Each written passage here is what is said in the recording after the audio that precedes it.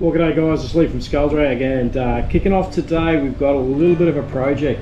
Wind's blowing up out there, so we've got a little bit of time off the water at the moment, so we've decided we're going to switch out our sounders. Now, from those of you that watch the channel, you'll know that I've always run the Humminbird. Been an awesome unit for quite a number of years. However, we are now going to be upgrading through to the new Garmin. So this is the UHD2, and that's the 9-inch screen with the side view. So going to be an awesome unit, and something that we're hoping is going to be fantastic. Now, there's quite a few differences between them, being that this is one of the older Humminbirds and been quite functional unit for a number of years, seen us through thick and thin. This one's going onto the boat just as a fixed installation, and I'll run through the reasons for that in a little bit. But we're going to be installing the Garmin today, so quite interesting. Never run Garmin before, so we're going to take you guys through just some of the steps to actually install a Garmin and some of the differences as we notice them, and then we'll do some trials on the water probably in the next episode.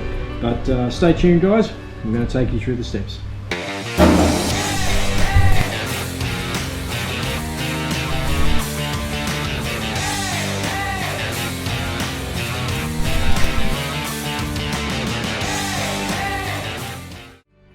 Now, many of you would have seen my Humminbird setup from before, so I've been running Humminbird for quite a number of years, but figured it was worth a bit of a change. That's the Helix 7, and been an awesome unit, still quite functional, still able to be used. However, one of the problems that I am having with it, you'll see I've got it set up on the Railblazer arms like this, which is awesome. From a functionality perspective, you can turn it, you can twist it. It's got the Burley Pro visor on it just to get a little bit of sun off the screen.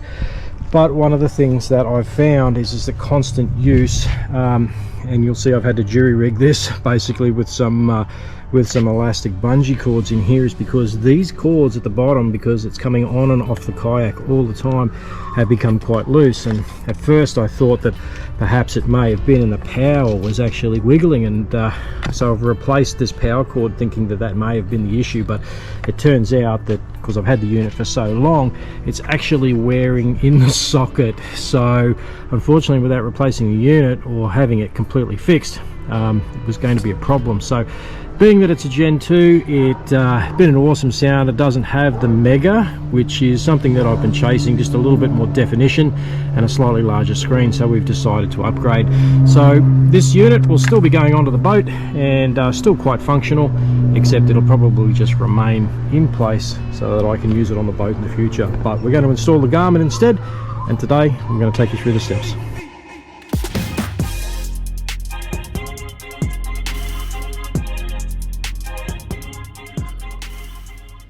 So one of the questions I've been asked already is that why did you go Garmin over the Humminbird? Well, it was simply that one of the things that I had to look at the specs of both units and to actually work out what was going to suit my fishing needs. I guess one of the main reasons to upgrade was the issues that I was having with the Humminbird and the constant installation in and out of the kayak and the wear that those cables were having over a period of time. Not being able to replace the head unit terribly easy, that was going to be a big factor. And because I've spent a couple of sessions where I've got out onto the water and actually haven't been able to use the sounder to chase down my target species because I didn't have power connection, so that was becoming an increasingly huge issue up until such time as I jury rigged something at the back. It was a short-term thing. But anyway, when our installation to the boat, when we use the old sounder, that's going to be something different, but it's going to probably stay fixed. But we're going to be installing this bad boy today. So the UHD2 in the 9-inch with the side view. So pretty new from Garmin. I mean, they've been out in the States for a little while, but coming into Australia, they're relatively new, and they're out on the shelves at the moment. So why do we go the UHD2 over the UHD1? Okay, so there are a lot of different numbers that'll get bandied around when you actually start looking and doing your research, but you've got to have a look at the specifications. One thing about the 2 is it has increased pixelation in the screen. That's going to give you a clearer definition picture and going to make it much easier to discern your target species and to be able to see what's happening with the side view around your kayak or your boat. So one of the things that drew me to the Garmin over the Gen 4 Helix 7s and 9s was the fact that Garmin technology in terms of their maps is improving quite substantially. And one of the things that I'm really interested to see how it works is the contour mapping. So essentially what this does as you use the unit in your local waterways and the spots that you fish regularly, it will actually map the bottom and create its own, I guess, map of the areas that you fish, so that, for instance, if you find some bottom structure and you want to navigate back to it, instead of having to set all the waypoints, you can actually navigate straight to that mapping and that bottom feature. So to me, that's going to be incredibly handy for things like impoundments, where I want to fish drop-offs and all of those kinds of structures, or weed beds. Given that weed beds move, every time you go back over it, it rewrites it and it remaps the bottom. So to me, that is one of the key features of this unit that you don't find in the Humminbird. So as we run through this, we'll go through some of the other features. One of the biggest issues for me, clearly, with the Humminbird unit, was installing it in and out of the yak.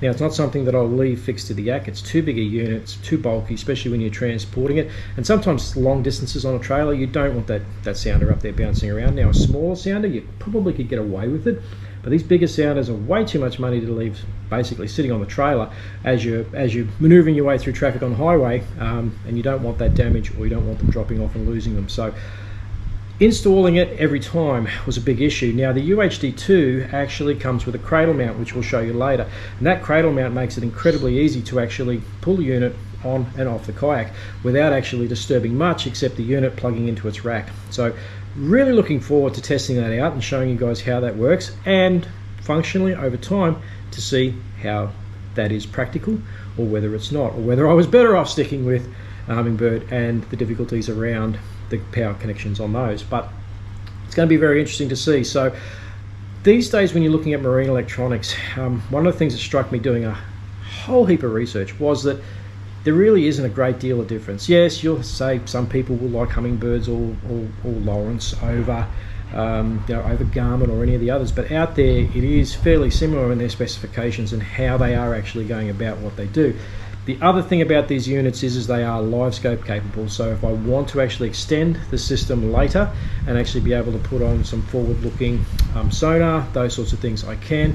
Whether I do that will depend upon how much use I get out of this unit and how effective it really is. But let's kick off, and we'll open the box and we'll make a start. One of the other things you'll see is that I've got Railblazer mounting systems on my kayak. It just happens to be probably the easiest and most cost-effective way of mounting these things. It means that I can actually use the Railblazer stuff there that I have. So this is going to be the mounting point that I'm going to mount the new sounder onto, and it should just slot straight onto the existing mounts in the kayak.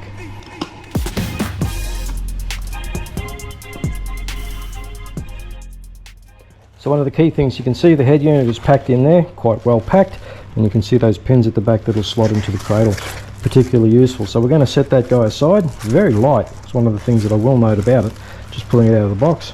There's your obligatory Garmin sticker, that'll probably go on the kayak at some stage. And this is basically a template. If you want to actually mount this into a dash, like in some boats, you can actually mount that into your dash so you have a flush configuration. We won't necessarily be requiring that at the moment, but we will hang on to it just in case we need to use it in the future. Alright, so as we go through the rest of the unboxing, pretty simple packaging. Now there's that cradle unit that I was telling you about before that this bad boy will actually slot into. So you can see it's got quite a robust mounting mechanism there, so be very interested to see how that slots in.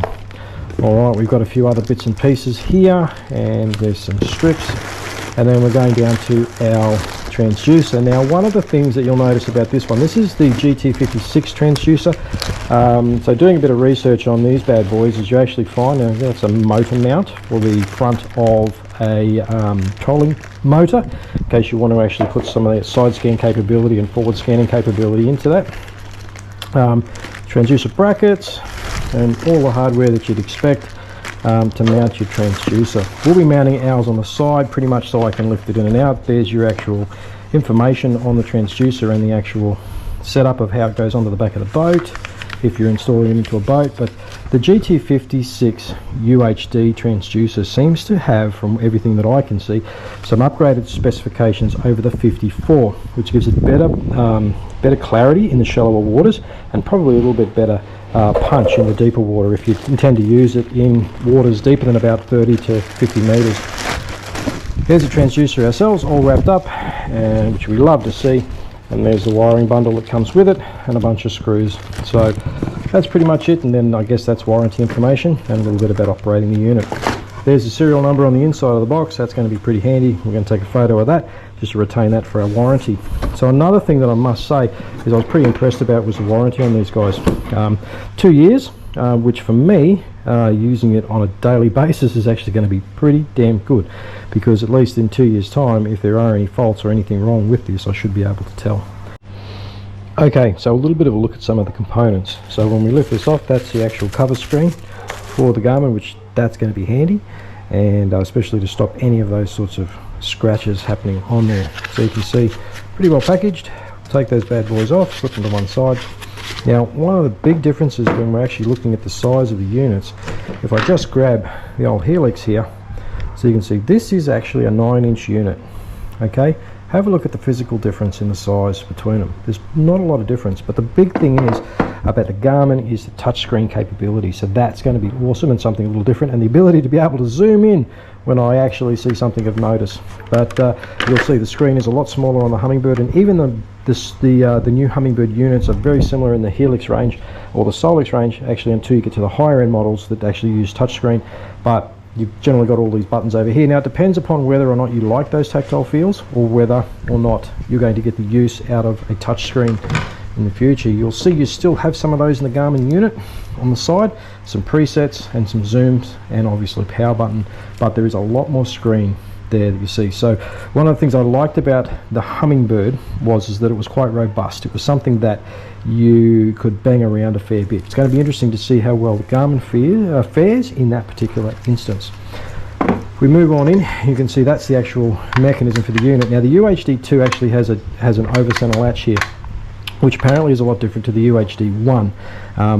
From all the reviews I've read, again, do your research, this tends to be a more superior mounting mechanism, and you can see there's the mounting pins under there, and you can put that cover on there when you're not in use. So this will stay permanently fixed in many instances.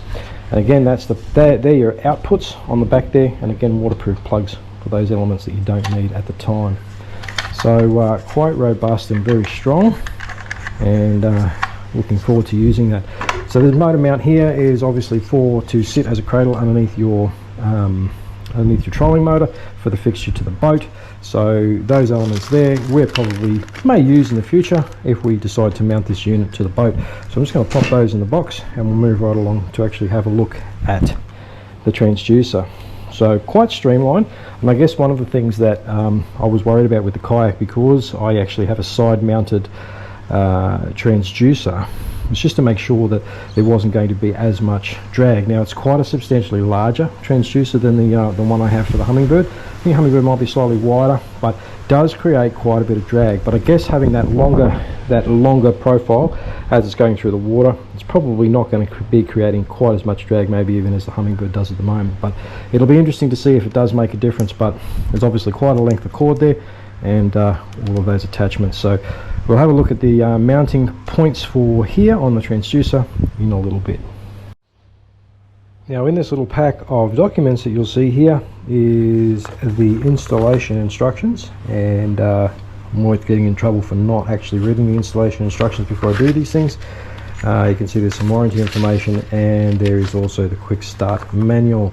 So we'll have a little bit of a look at this, and I have put my reading glasses on so I can actually read it, and we'll see how it goes.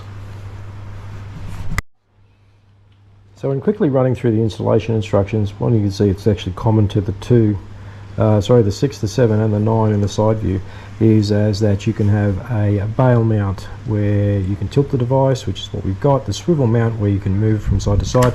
We're going to be using the Railblazer system, so the swivel mount is something that will be set up but we won't actually be using, and flush mount is obviously if you wanted to put it onto the dashboard of your boat. So we're not going to be needing to worry too much about that. So essentially it'll be a fixed bail mounting of the device, and you can see the unit already comes attached already. So that's pretty good, and you can see that's the swivel attachment there, but we won't need that because we're running with Railblazer.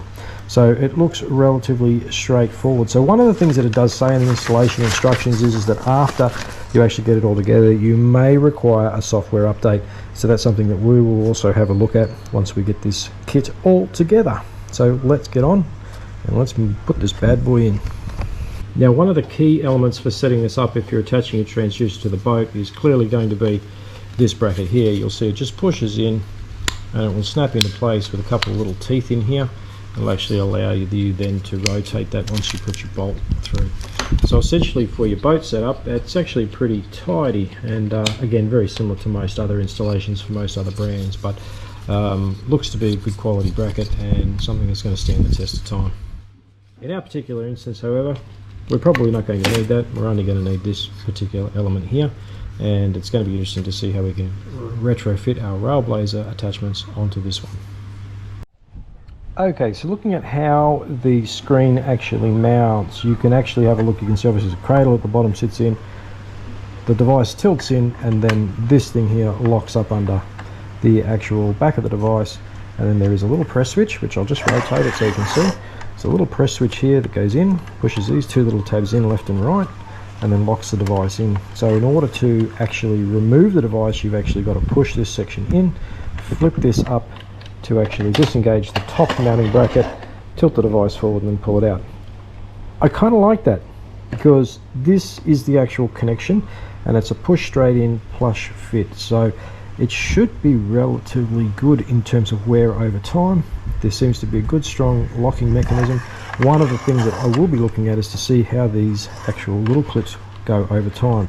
So that is probably going to be one of the key features I'm going to be keeping an eye on in terms of locking that device in, because that's what's going to keep your device in place.